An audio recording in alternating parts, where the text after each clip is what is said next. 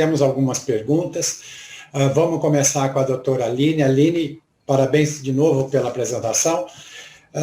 Eu acho que não deveria ser surpresa para nós, embora a gente sempre se esqueça do álcool, porque os maiores grupos transplantadores do Brasil são grupos universitários. E quando a gente analisa a lista de pacientes que estão nos serviços universitários, a disparada de pacientes globais, em termos de doença crônica, a gente tinha antes da hepatite C eram quase 70%, hoje pelo menos 50% deles são alcoolistas. Quando você vai para o serviço público, a coisa muda, porque o cara já perdeu todas as suas economias, ele já não tem como arcar com aquela despesa. Mas vocês têm, e a gente aprendeu, na verdade, a fazer o rastreamento a partir da hepatite C. Até então a gente cuidava dos cirróticos alcoólicos, ninguém tinha essa preocupação de rastreamento tão importante. E eu sempre digo que toda doença que não tem padrinho na indústria farmacêutica é órfã. E essa é a mais órfã de todas as doenças que nós temos. Então, mas vocês lá na USP, vocês têm um sistema de rastreamento excelente, é um dos maiores, acho que talvez, da América Latina com certeza, e vocês têm a oportunidade de fazer uma análise comparativa entre o rastreamento no paciente alcoólico e o paciente viral. Isso foi feito, você tem dados para nos mostrar, para que a gente possa. A segunda pergunta você acha que existe alguma razão para que o alcoolista com CHC responda menos ao tratamento medicamentoso?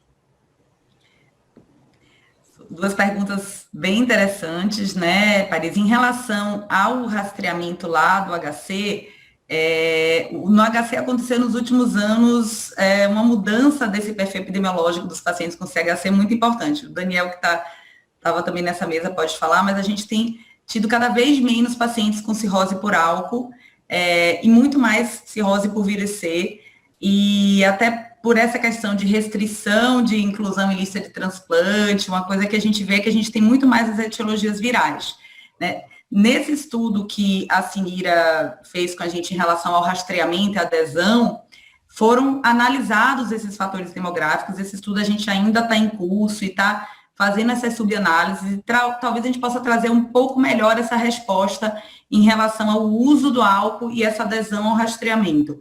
No estudo da Denise, que eu me lembro, não tinha uma diferença, né, mas ela não estudou aderência ao rastreamento, né, ela estudou o rastreamento de uma forma geral e a maioria foi paciente hepatite C. Então, talvez, quando a gente for publicar o trabalho, é uma coisa que eu até me interessei de olhar novamente para isso. E uma coisa importante nesse trabalho que a gente fez foi ver essa questão da adesão mesmo e do papel do médico em promover essa adesão ao tratamento.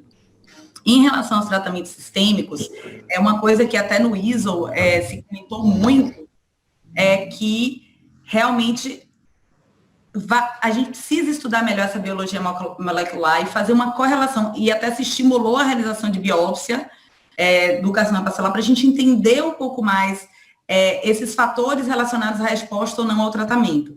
Não existe uma recomendação clara de se escolher o tratamento de acordo com a etiologia, mas a gente vê estudando a hepatocarcinogênese que são diferentes, e quando a gente vê essas análises de subgrupo, também a gente começa a entender. E o que acontece é que, assim, hoje, inclusive, em relação à resposta à imunoterapia, se vê que tem, por exemplo, tumores que ele tem mais infiltrado linfocitário, que são chamados tumores HOT, e que correspondem a 20% a 30%, e os tumores cold, né, ou seja, os tumores que não têm tanto infiltrado inflamatório.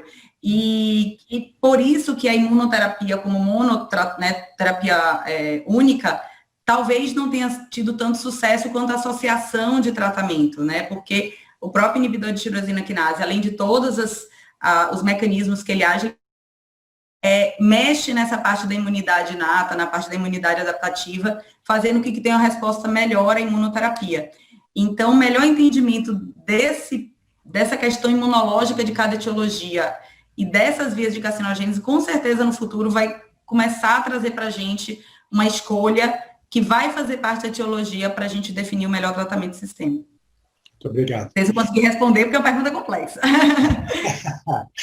Cristina, antes de te fazer, tem duas perguntas aqui, tem uma minha, mas antes de falar, eu gostaria de lembrar o que a Ana Cristina começou a falar da nutrição no paciente, porque ele fica em jejum para fazer exame. Aqui a coisa é muito pior.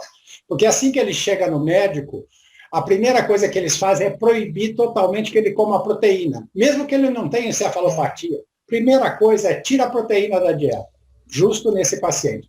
Mas tem mais. Como a maior parte desses pacientes já tem intolerância à glicose, eles restringem o açúcar. E como na população brasileira existe a crença de que o paciente com fígado não pode comer gordura, todo mundo já me ouviu falar isso, quer dizer, você tira a proteína, você tira carboidrato e você tira a gordura. Você deixa ele comer o quê? Alfafa. É o que sobra para o coitado. E se ele tiver ascite, ainda vem a dieta hipossódica, o que acaba com o fulano. Eu acho que o fator mais desnutridor do paciente, hoje em dia, infelizmente, que tem uma grande parcela de culpa, é o médico. Infelizmente, a gente continua recebendo pacientes com restrição alimentar. Então, feito esse comentário, eu gostaria de fazer a pergunta sobre a importância do jejum noturno nesses pacientes como fator de desnutrição. E eu tenho aqui duas perguntas. A primeira da Leila, se esse modelo de avaliação é aplicável para as outras etiologias. Da Vera Lúcia, um comentário bem espirituoso, na pandemia o aperto de mão vai ter que ser substituído. Não, é no aparelho, pode ser feito. O Stefano quer saber que suplementos no mercado são mais indicados no paciente com e sem encefalopatia. E eu acho que essas são as principais perguntas. Bom, primeiro do aperto de mão é só limpar direitinho, né? Um álcool 70, lisoforme ali já resolve, isso aí é fácil. Em relação à orientação desse paciente, realmente o doutor Parisi sabe, nós já trabalhamos junto há anos, e quando chega ou no consultório, no ambulatório, a dificuldade da nutricionista é muito grande de tirar esses conceitos antigos, explicar para o paciente que realmente ele deve acrescentar proteína, que não tem tantas restrições. Então, realmente, a maior culpa, não sei se é só do médico, se é da mídia, mas a gente acaba tendo um pouquinho de dificuldade nesses pacientes, inclusive até na encefalopatia hepática, os guidelines recomendam que se suplemente proteína. Em casos mais graves... As nutricionistas também não, elas também fazem isso. Né? Elas também fazem. É que eu já estou desde 2003, se eu faço, o doutor Parisi me mata, então eu procuro não fazer, né? Já estou estudando para não fazer. Mas aí, em caso de encefalopatia mais grave, a gente suplementa e sim, pode dar uma prioridade para proteínas vegetais, mas nunca tirar a proteína. Isso dá problema até quando eu trato o paciente com hepatocarcinoma, em relação ao oncologista. O paciente já é difícil ser tratado e a gente ainda tem que lidar com todas essas intercorrências. Bom, em relação à suplementação, o que recomenda? Primeiro, você não pode suplementar sem calcular o que esse paciente está consumindo. Então, você tem que calcular, tem que seguir os guidelines, ver se ele está chegando, nunca chega, mas só para explicar, no 1,2 a 1,6, ou às vezes até 2 gramas de proteína por dia, ver o aporte calórico. Aí sim, você tenta suplementar. Geralmente, a gente utiliza de suplementação. Geralmente, como esse paciente é um paciente que está com problema degustatório, olfatório, mas com um monte de coisa, e não consegue grandes volumes em função de tudo aquilo que a gente explicou, uma suplementação que funciona muito são suplementos líquidos com aportes menores, 125 ml, 125, 140 com um aporte calórico de 1,6, 2,0 quilocaloria por peso, e sempre lembrando de olhar o sódio, com um aporte menor de sódio. Aí, vou pedir para você ser mais objetiva, porque nós estouramos o tempo. Tem duas perguntas ainda para você responder. Esse modelo de avaliação... Então, esse modelo de avaliação, como eu falei, não vi nenhum trabalho, eu estudei bastante, recomendado com hepatopata, mas é o modelo recomendado em hospitais para pacientes desnutridos e oncológicos. E como o doutor Roberto me pediu para ver uma avaliação que tanto médico como nutricionista poderiam aplicar, eu achei de bom tom colocar na aula. E suplementos no mercado são mais indicados no paciente com e sem encefalopatia? Lembrando que o aminoácido de cadeia ramificada não tem restrição. Não, aminoácido de cadeia ramificada não, mas essa quantidade de aminoácido ramificado, eu como nutricionista não posso passar, porque eu tenho que seguir as recomendações das DRIs. Então, o que a gente recomenda são suplementos hipercalóricos e hiperproteicos com pouco sódio. O que a gente costuma usar, tem os suplementos direto, o paciente hepatopata, fora esse a gente usa o Nutrisson Soia, para dar nomes, né? É isso? Não precisa? Estão no mercado. Os que estão no mercado, mas tem que sempre olhar isso.